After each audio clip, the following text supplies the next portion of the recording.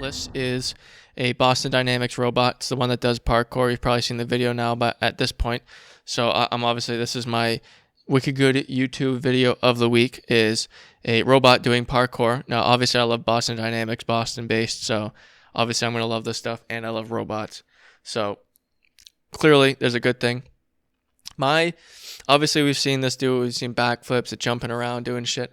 The craziest thing I thought was it does a hand plant over like a bar, and that means that it has to literally take all of its weight and put it on that one arm and then shift it over the bar.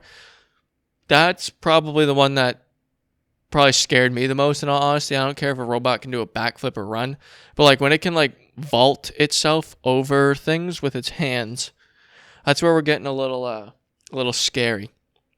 Now, if you want to demystify yourself and make it a lot less scarier, I'll also leave it. A video came out the same day. It's called Inside the Lab, and it shows how they actually work on Atlas.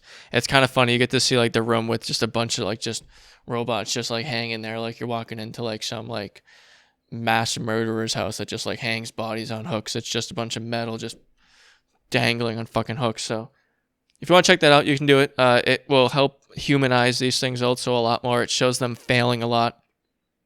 It's actually kind of funny watching the robots fail. Sometimes they just jump and just turn into giant fucking balls, but it is fun to watch. Oh, wait, they have first person view?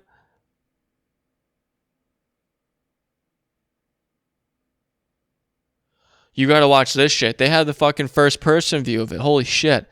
So yeah, I'd recommend watching this video probably over the other one because you actually get more out of it. You actually get to understand how it works and the humans behind it. Also, just the human aspect of building robots. Not only just because they're probably gonna take our job, but just it doesn't take a one shot. It takes many, many tries for this to happen. So actually, I'm watching the video right now. It shows like the robot jumping over something, just absolutely fucking itself. Yeah.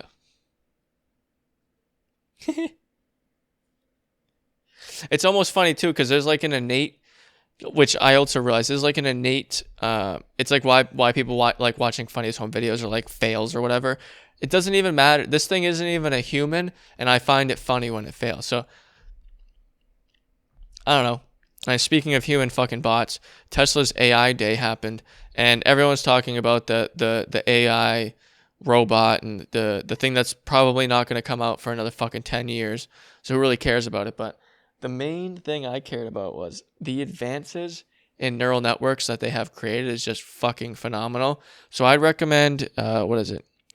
Tesla Vision. 50 minutes in. I did leave the link in the paste bin. You can check it out. I'd highly recommend listening to it or watching it or listening to it. You can watch it if you want, but obviously the visuals will help. The Tesla AI Day video.